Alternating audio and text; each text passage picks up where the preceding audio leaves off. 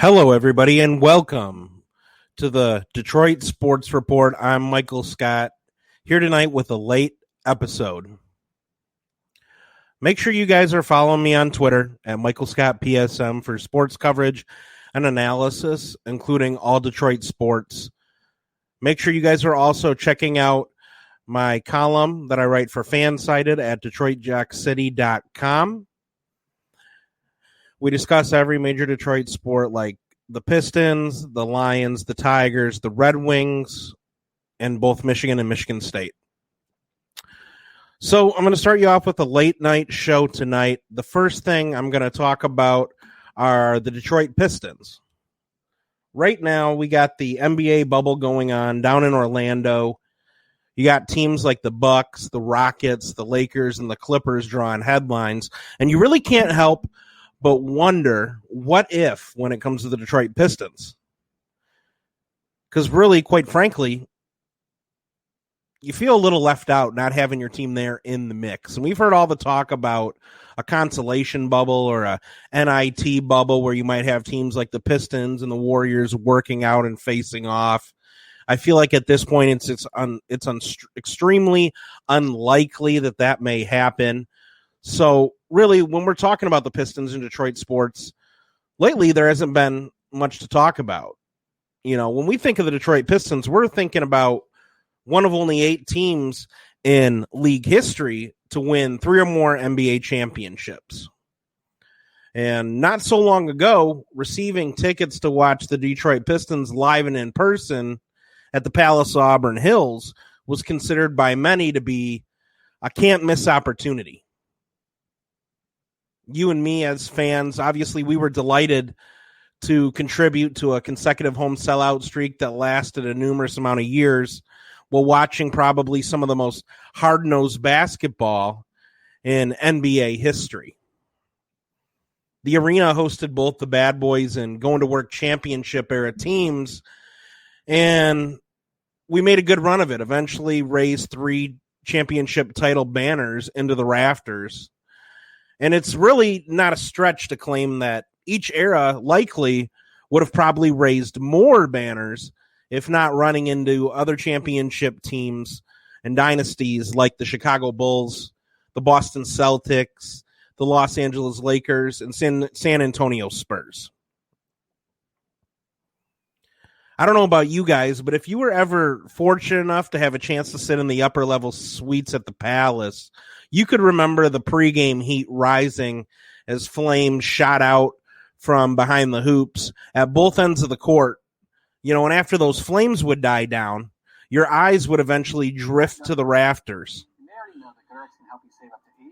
There, a little technical difficulty here for a second. Sorry about that, guys. Had a video feed come in. But after the flames died down, your eyes would eventually drift up into those rafters, right? And we're talking about the heat and the flames behind the baskets. And once those flames died down, your eyes would drift up and you'd see the jerseys of all those retired players, right? And really, when you think about it, you're looking at guys like Isaiah Thomas, Dennis Rodman, Ben Wallace, Chauncey Billups, Joe Dumars. There's a whole collective of guys up there, and really, they're basically memories at this point of a past and a time that's left the Detroit Pistons, because in the past, 10 years, the Pistons have fallen off extremely. It has to do with, 1, a lot of bad drafting, 2, failure to bring in quality free agents. Detroit's not exactly a destination or a mass media market. So a lot of times you're not going to get those players that are looking to capitalize on their brand and make millions. But let's go back to those jerseys in the rafters. You know, those are reminders, I guess, or essentially the ghosts of Detroit's championship past. After setting an NBA futility record of 14 straight playoff losses dating back to 2008. Those fabrics in the ceiling really have been relegated to nothing more, in my mind, than memories haunting Motor City basketball fans everywhere. And really, every NBA team raises banners, right? But for organizations like the Lakers, you don't often need them as reminders because former legends like Magic Johnson or Kareem Abdul-Jabbar can usually be found roaming around Staples Center in Los Angeles. And really, when you think about other teams, the same goes for the Boston Celtics, where you can often find Bill Russell, Danny Ainge, or Paul Pierce roaming around HD Garden.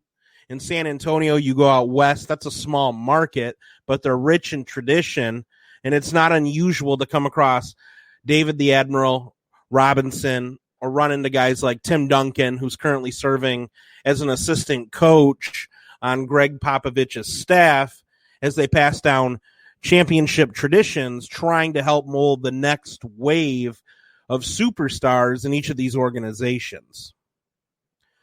So my question is really, when we're talking about Detroit basketball, where are Detroit Pistons legends like Isaiah Thomas? And out of all the poor choices that we've hired as head coaches since Larry Brown's departure, why haven't guys like Bill Laimbeer been brought in to continue that championship winning tradition in toughness? I mean, it's a good question, right? The rest of the list reads a little like this. There's guys like Joe Dumars, Dennis Rodman, Chauncey Billups, Tayshaun Prince, Richard Hamilton, Rasheed Wallace, and Ben Wallace. And there's a handful of other guys as well that are rich in Detroit basketball championship tradition. It's really rare to come across any of these guys now as the teams play their home games at Little Caesars Arena. Bill Davidson sold the team to Tom Gores. Tom Gores moves the team downtown. He wants to be in Detroit. And essentially they take a bulldozer to the Palace of Auburn Hills or blow it up, and eventually it eliminates all of that tradition. Now, I don't know about you guys, but all these past champions are still involved in basketball in some capacity, right? And in my mind, it's about time that we return that championship tradition back to the Motor City and back to Detroit, and we get this basketball team right back on the right track. For all you guys listening out there, make sure you follow me on Twitter at Michael Scott PSM for sports coverage and analysis. I cover all Detroit sports. Make sure you read my column on Fansided at DetroitJockCity.com. You'll see me pop up on there a few days a week, contributing what I like to think is some engaging content for the Detroit sports fan outside of the norm, with sources like the Detroit Free Press or the Detroit News. So, again, make sure throughout the show you guys are leaving comments if at all interested.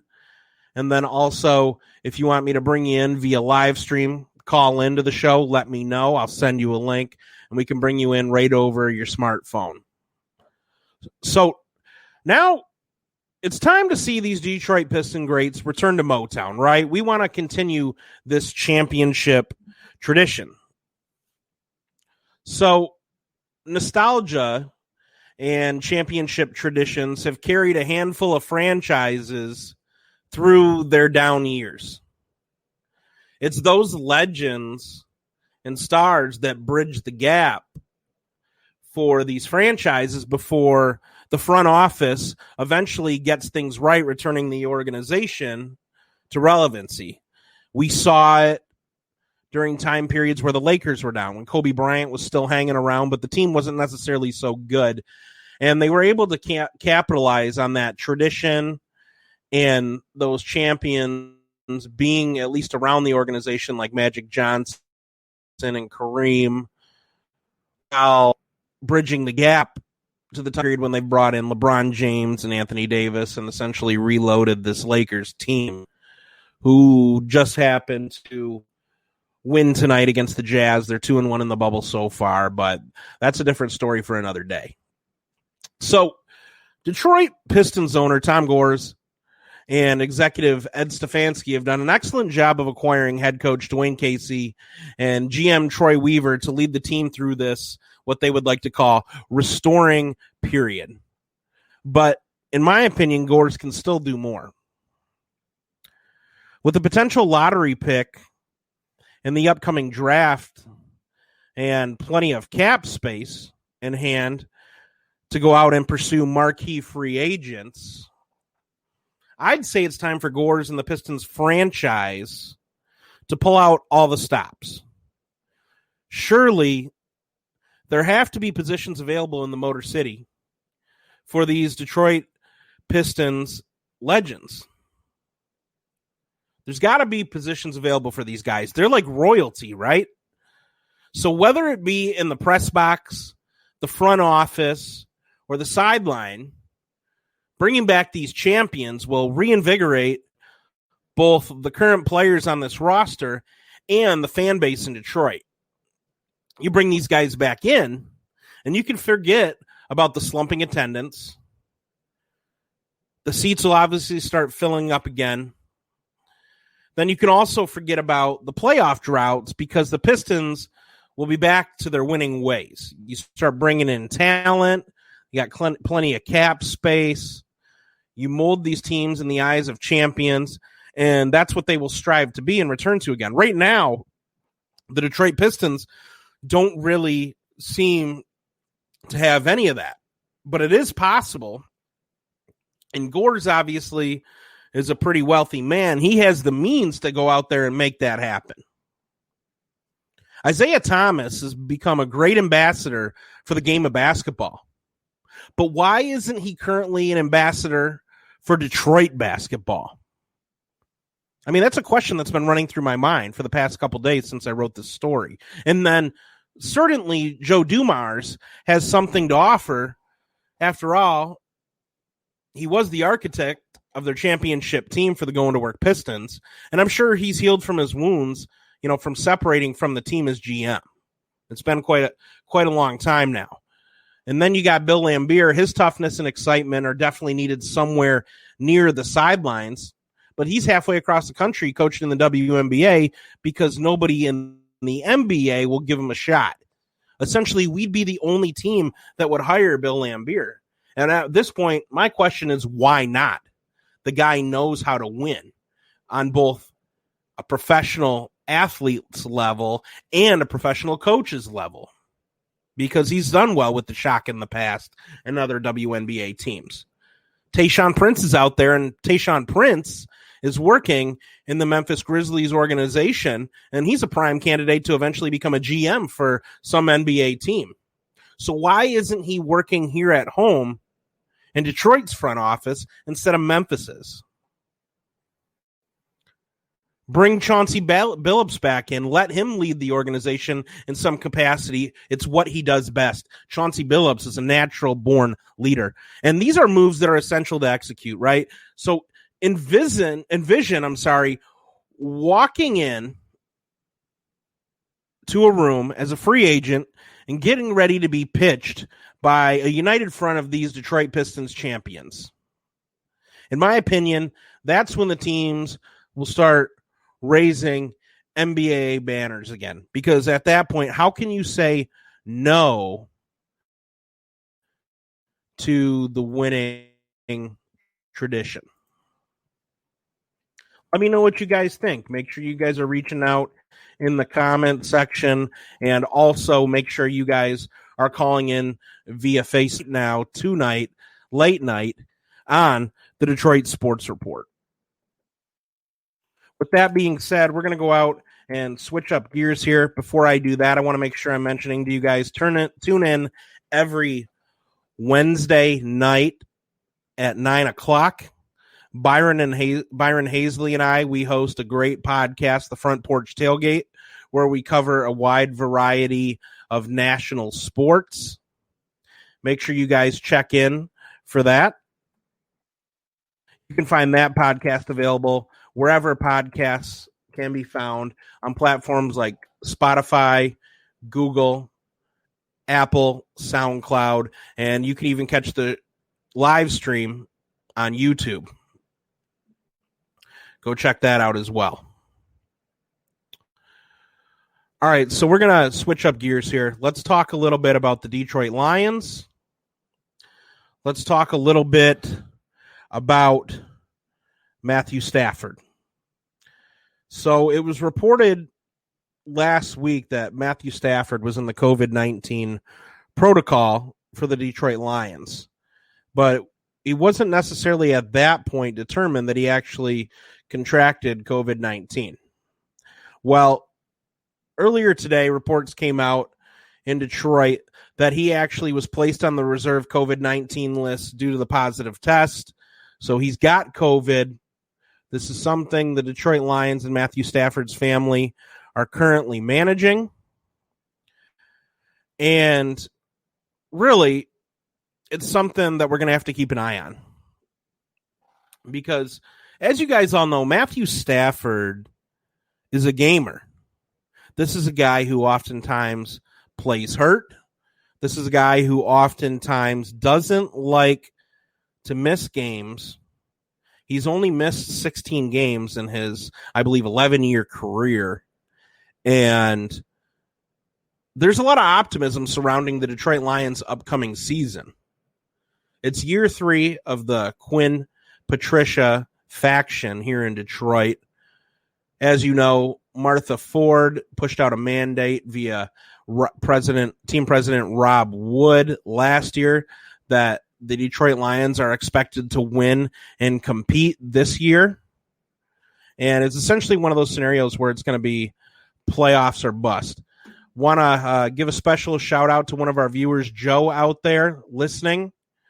Joe says to keep the content coming, brother. Don't stop. Joe, I am not going to stop for anybody. It's the people like you that keep me going on a daily basis, and I'm glad you're enjoying listening out there. So, last week, Matthew Stafford received a test on Friday when he was asymptomatic, meaning he had passed tests on Tuesday and Wednesday, right? So the positive test result from last Friday's test landed him on the reserve COVID-19 list. I want to shout out to a special friend, a longtime old day friend, Frank. Frank, I hope you're doing well. It's been years. I haven't heard from you. You have to get a hold of me after the show. I'd love to hear how you're doing, my man. So Stafford now has to go through the intake process of being cleared to rejoin the team. Now, he's not the only Lion that's been affected by this, right? You got other guys like Kenny Galladay, TJ Hawkinson, Justin Coleman, Isaac Nauta, Amani Arwari, Jalen Elliott, and Arian Sipos. They're also all on the reserve COVID-19 list for Detroit right now at the moment. So that's a handful of guys, right? And this is a team that's getting set to eventually start their season, right? They reported for testing for camp. They're going to be working on conditioning drills and doing office work and film sessions and blackboard stuff, things like that over the next couple weeks before they finally take the field as a collective unit. At that time, I don't know whether or not the rookies and the veterans will be mixed because they were keeping them separate at one point. The exact timeline for that, I'm not sure about. But what I am sure about is that this news for Matthew Stafford and the Detroit Lions could potentially be a big deal, because now what you're looking at is a situation where you have Matthew Stafford. Everybody knows that his wife, Kelly Stafford, has just had a long bout with cancer that she beat last year, which I'm sure has certainly weakened her immune system. And they also have a newborn child in the home. they gave birth to, I believe, their fourth child not too long ago, right? So I guess the reason why that pertains to the Detroit Lions and the Matthew Stafford, because now you're looking at a situation where this guy's thinking about his family and whether or not it makes sense at this point for him to compete this season, right? Because in this day and age, when it comes to COVID-19, you really don't want to risk anything with your health, right? I don't think the virus or the issue, in my opinion, is as serious as the media's made it out to be. But at the same time, I'm not a medical professional. I don't know for sure. You see different conflicting reports all over social media every day. So my opinion on the matter is you'd rather be safe than sorry, right? So digressing back to Matthew Stafford, you're sitting here thinking, okay, you're asking yourself the question, is it worth playing in the NFL for the Detroit Lions this season to potentially put my family at risk?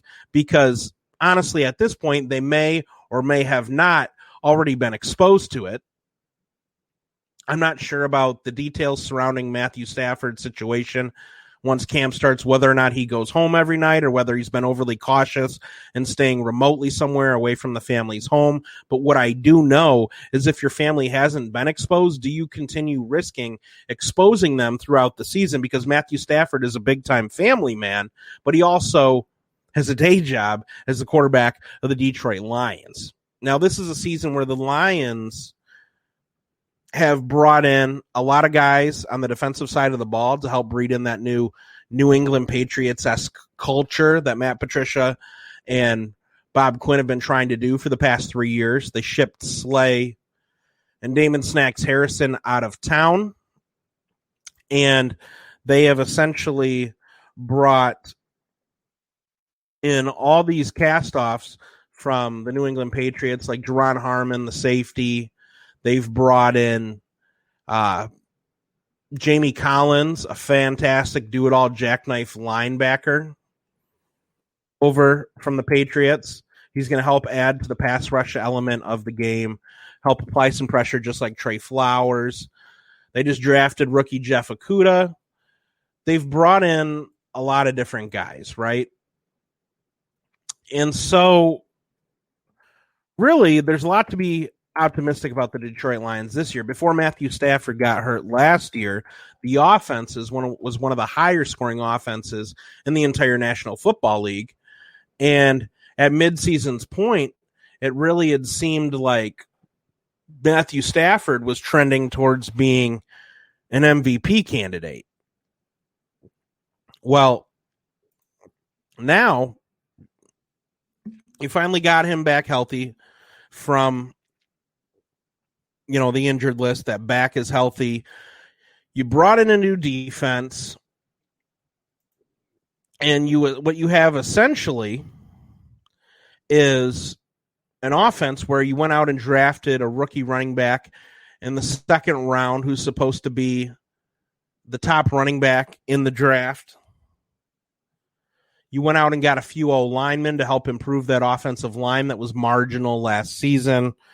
You're already good at the wide receiver position, and you're hoping last year's first-round pick and tight end TJ Hawkinson can actually turn into something here and develop and play in the mold of, let's say, a Rob Gronkowski for Matthew Stafford, because even though he's had the benefit of playing with guys like Kelvin Johnson and Golden Tate at times during his career, Matthew Stafford's really never had a consistent quality tight end that was able to just be relied on down the field. And I think TJ Hawkinson would essentially add another element to Matthew Stafford's game, right?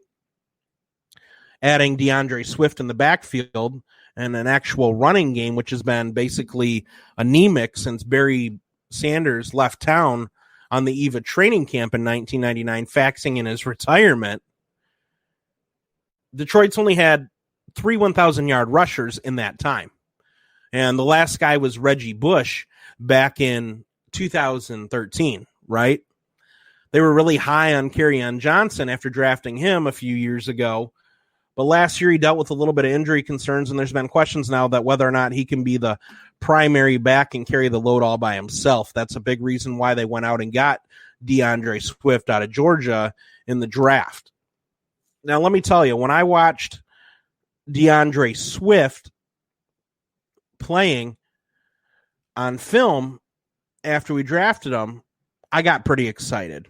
Initially, I wasn't that excited because I knew he played for one of the better programs in the country, and I knew he was a starting back, but his numbers, his rushing numbers, weren't really eye-popping, and they didn't really jump off the page, right?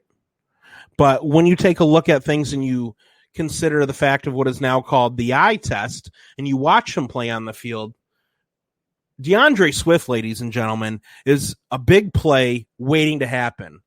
He's capable of breaking a big run inside or outside the tackles at any given time. He's capable of catching the ball out of the backfield and turning it into a 25-yard gain. And he's capable of getting the Detroit Lions into the end zone, which is something they've really lacked at times throughout the years. And he's going to be a guy that's capable of being an every down back and playing all three downs, right? And I think it's going to work out good for the Detroit Lions to add that complement and add that run game to what is already a solid or quality passing attack with Matthew Stafford at the helm. You talk about wide receiver Kenny Golladay, obviously one of the more underrated receivers in the NFL. He's not a guy that just blows past people and gains great separation down the field, but he is a vertical threat. And this is a guy who led the NFL last year with 11 touchdowns. You sit back and you got to think it's crazy that guys like Golladay and Matthew Stafford, Trey Flowers, these are all guys that played pretty well, and they were all recently snubbed on the NFL's top 100 players list for 2020. And really, you don't understand it. So I guess the real question is, after testing positive for COVID-19 and considering all the facts involved about how Detroit's primed to essentially be a sleeper contender for the upcoming year, which a lot of people are predicting around the league and a lot of experts in analysis and scouts, does Matthew Stafford actually hit the field and play? Leave your comments in the comment section, or let me know if you want to come in through the live stream. Jump on your smartphone. We can talk about it right now, face to face, right here on the Detroit Sports Report. Make sure that you guys listening out there follow me on Twitter at Michael Scott PSM for sports coverage and analysis, including all Detroit sports, as well as a wide variety of national sports. Make sure you guys are heading over to Fansided and their subsidiary DetroitJockCity.com. I have a weekly or daily running column over there that I chime in on a few times a week talking about different sports. There's a lot of good content on there as well from some of my co-workers there. And, let's keep this thing rolling right here on the Detroit Sports Report right now, guys.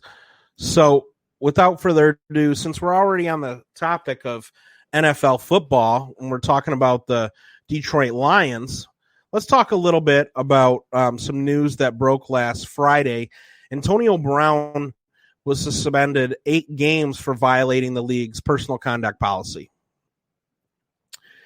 I'm not sure if you guys have really been keeping an eye on the Antonio Brown situation dating back to last year, but I have been on the up and up on the Antonio Brown watch.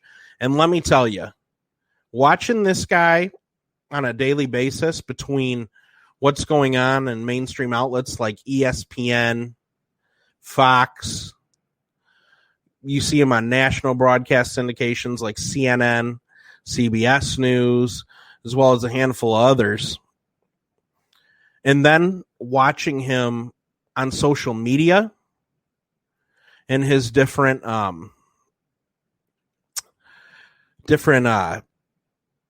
platforms like Instagram or Twitter. Watching Antonio Brown has been a combination of witnessing something so sad, but at the same time so entertaining and so hilarious. It's like a train wreck, really. You can't help but look away, right? So Antonio Brown finally, after more than a year waiting on a suspension from the NFL for his behavior, he was arrested last January in a burglary battery incident with a moving truck driver. He was also implicated in sexual misconduct allegations with his former trainer, Brittany Taylor, as well as another woman in Pittsburgh that was hired to paint a mural of him. Those lawsuits are still ongoing, and it still keeps him open and susceptible to further suspension, right? So basically, at this point, you got to sit there and think, what does this 8-game suspension mean for Antonio Brown and his future prospects in the NFL? And do you think the Detroit Lions should potentially consider going out and making a pitch for this guy to come in and play? It's really, at this point, like a high-risk, high-reward situation, right? Because on one hand, what you're getting is a really high-quality athlete, one of the premier receivers in the NFL over the last decade, a guy that's capable of doing it all on the field. We all know he has an incredible work ethic. But then the risk is bringing him back onto your team at a time, I guess, if you're the Detroit Lions, where you're essentially trying to usher in a culture. And I don't know whether or not Antonio Brown fits that culture. And I'm going to be completely honest. When we're thinking about teams like the New England Patriots, where head coach Matt Patricia has stemmed from, I really don't think that Antonio Brown would be a fit for this team. But there are a lot of NFL teams out there that would probably be willing to take a flyer on Antonio Brown, because he certainly got the talent, right? I don't know. What do you guys think? Post your comments in the comment section below. Make sure you guys are reaching out to me on the live stream. I'll bring you in live on this feed right now. I'll send you a link. We'll go through FaceTime. We'll get you on the show as a guest. Get on here, mix it up. We'll talk a little bit about Detroit sports, right? We've talked about the Lions and the Matt Stafford situation. We've talked a little bit about what's going on with the COVID-19 situation in Detroit and why essentially Matt Stafford at this point is forced to make a choice whether or not he's going to actually hit the field for the Detroit Lions this season and risk further exposing to the people around him, his loved ones, his family. Hopefully he's in quarantine right now, getting better. I really don't know. We haven't received that report yet. But transitioning, I said, back into the Antonio Brown situation, what can we really expect from Antonio Brown after this suspension? And would we consider him to be a good fit for the Detroit Lions at this point? You tell me.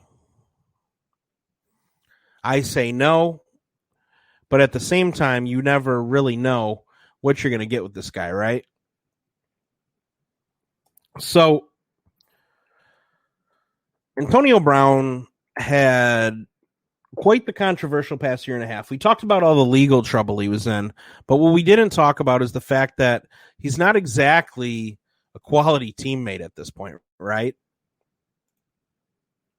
So, he had run-ins. He burned a lot of bridges in Pittsburgh when he left. He was on social media bashing Ben Roethlisberger, the longtime Pittsburgh Steelers quarterback, and a guy who, on the field, they seem to have a really great connection. Antonio Brown never had a problem getting the ball.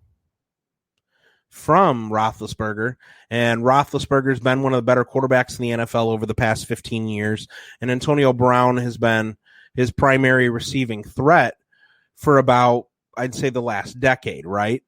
Now, Antonio Brown's not a guy who I would consider an elite all-time receiver, but he has trended up towards the upper echelon of NFL receivers all-time lists, right? Now, in most normal circumstances, an individual like Antonio Brown would be upset and file a grievance against the league after learning of his upcoming 8-game suspension. Instead, the receiver was overcome with joy, and he took to Instagram expressing that happiness, right? This punishment, it was handed down by NFL special counsel for conduct, Todd Jones. It doesn't end the league's investigation of Brown's personal conduct, right? So that situation and the ongoing civil suit with his former trainer, Brittany Taylor, if that in fact brings to evidence new light of misconduct, Brown could face further punishment from the NFL. So he burned bridges in Pittsburgh. He burned bridges in Oakland. That was short-lived. And the former All-Pro receiver ended up getting cut after being brought on by the Patriots and playing one great game with Tom Brady last fall due to his behavior amid those allegations of rape and sexual misconduct.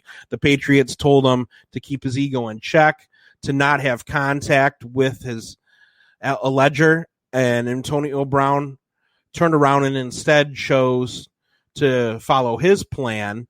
He found that it would be better suited for him to go out and harass the alleged victim via text message or social media, whatever it may be. And subsequently, the Patriots ended up cutting him a few days later, right before his contract guaranteed. And he ended up losing out on millions. And that's something that he's filed grievances with the league and is since settled on, I believe, with the New England Patriots. So he's found himself in a lot of legal trouble, a lot of professional trouble, both on and off the football field. So what does this suspension really mean for Antonio Brown's future in the NFL? Well, in short, the league ruling will actually be considered a small victory, I guess you would say, for the controversial receiver in his camp. Brown's already stated that he will not be appealing the ruling, which is something you don't usually see. A lot of times you really see guys in the NFL appealing these rulings and trying to get them shortened so that they can get back on the field. But after nearly a year of turmoil, it seems as if Antonio Brown is ready to wake up from this nightmare that he's been living, and he wants to return to glory on the gridiron. You know, the NFL can be a forgiving league at times. We've seen it time and time again with guys like Josh Gordon, Michael Vick, as well as a handful of others. And they're very forgiving, especially if you have talent.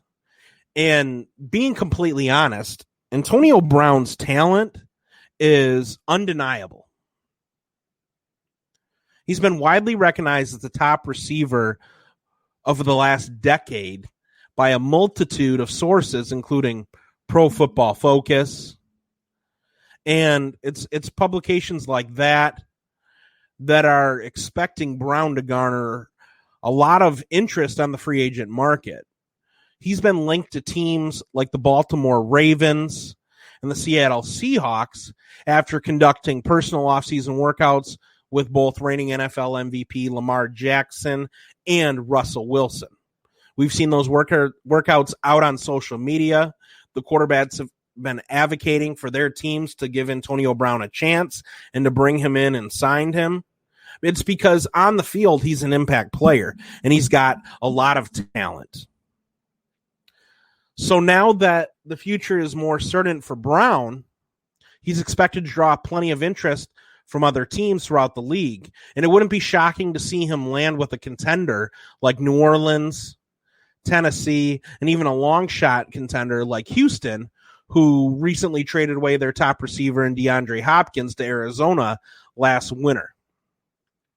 So really, if you're the Detroit Lions or any other NFL franchise, the question you got to ask yourself is, what type of risk will a team be assuming by signing Antonio Brown? Got Big Neek out there listening. Big Neek, good to hear from you. I would love to hear you chime in via the live stream. Let me know. I'll send you out a link. We'll bring you on via FaceTime. Another listener out there, Ryan, he's talking about Antonio Brown's health. And he says Antonio Brown's taken some hard hits to the head. And he thinks that Antonio Brown might have CTE just based on his behavior off the field. Now, Ryan, you make a really good point, right? Because he has taken some really big hits, specifically the one from Vontaze Burfict a few years ago. And we know that CTE definitely can have an effect on these guys and their decision-making. And Antonio Brown's not the biggest guy in the world, and he's never been a guy that's afraid to go over the middle. I'm not a medical expert, so I can't be 100% certain why Antonio Brown has made these decisions he's made. I'm going to be completely honest when it comes to the speculation of him maybe having CTE. I don't think you're very far off. I think that does factor into it, and it does play a role in what's transpired over the past year. But let's digress back to the question, right? What type of risk will an NFL franchise assume by signing Antonio Brown? Any team looking to acquire Brown's services will be putting themselves in a high-risk, high-reward type of situation. So what does that mean? Well, the receiver's resume and work ethic are reflective of a consummate professional. However, his on and off field antics sometimes are not, right? So since his departure, like we talked about from the Steelers, he's fallen from grace. He's had trouble in and out of the locker room. He's had trouble in and out of the courtroom. And he took to social media after learning of the suspension, and he vowed to be a better teammate. He vowed to have a renewed work ethic and be the best player he could be. And he's got the goal now of working hard to produce his best NFL season. And the question you really got to ask is Antonio Brown going to take advantage of the second chance that he's getting, right? Because no matter what happens, the only thing you can really be certain of is that Antonio Brown, whether it's positive or negative, will definitely be a distraction to your team in the locker room. The media circuses in Oakland and New England are something that any prospective employer would have to consider. And in my opinion, if you're a team like the Detroit Lions, obviously you would have your reservations. You know, that media circus obviously would have its peaks and valleys, right? Because at first, when signing Brown and getting into training camp, you would immediately fall under siege from a barrage of media reporters. And then as training camp went on and you got closer to the season, obviously that hype would die down once the season began, because Brown would be forced to sit out the first 8 games of the season without pay and stay away from the team. But then finally, at the midway point of the season, that attention would spike again as his impending return would draw nearer, right? And at that time, let's say you're a team like the Detroit Lions and you get off to a hot start and you're 5-3 or you're 6-2 and you're on a roll and you're contending for the playoffs. How would injecting a personality like Antonio Brown affect your locker room? How would that affect Brown's new teammates, right? Would they be open to the idea of bringing him in? Would they be sitting there thinking, well, we've gotten this far so far, we don't really need him? Let's say he's not getting the ball 10 times a game, that guys like Kenny Golladay are getting plenty of passes thrown their way, and DeAndre Swift's out there running all over defenses. How is Antonio Brown going to react in a game when he may only get 2 or 3 targets and 1 or 2 catches? I mean, it's an honest question, and there's no certain answer, because what we've seen at this point is that Antonio Brown's behavior is extremely unpredictable.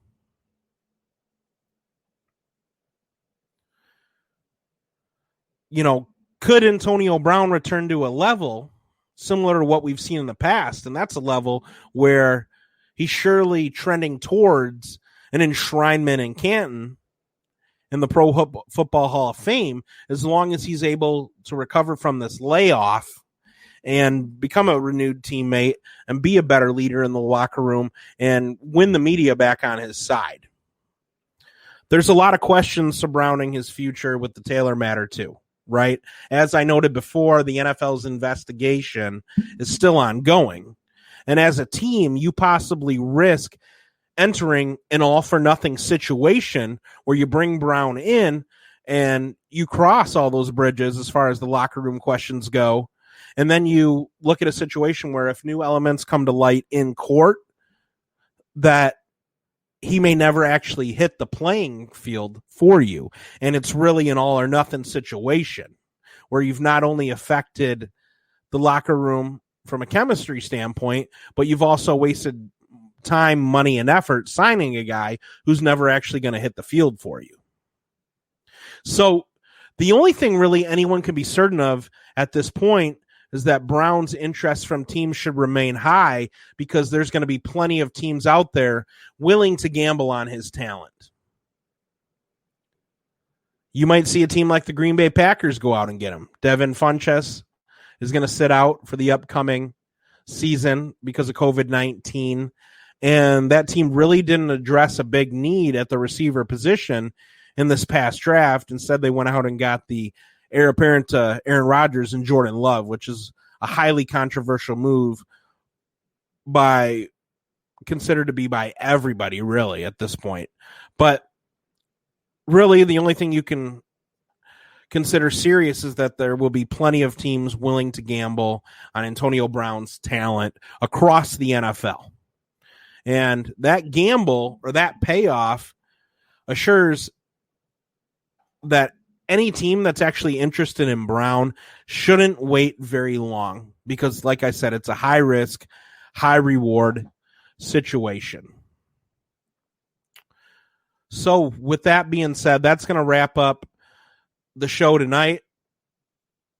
Make sure you follow me on Twitter at Michael Scott PSM for sports coverage and analysis, including all Detroit sports. Make sure you guys are going out and reading my column for Fansided. It's at DetroitJockCity.com. I show up there a few times a week and drop some Detroit nostalgia and Detroit knowledge on you guys. And make sure you guys are checking that out. Also, make sure you guys are tuning in every Wednesday for the live stream of the Front Porch Tailgate podcast that I do with Byron Hazley. It's a great show. We cover a wide variety of sports topics like Major League Baseball, the NBA, NFL, NCAA, and mixed martial arts. That podcast is available to listen to on all major platforms, including Apple, Spotify, Google, SoundCloud, and you can even watch it on YouTube. Make sure you guys are all checking that out. But thanks for listening. Thank you, all you guys who tuned in or all you guys who commented throughout the show.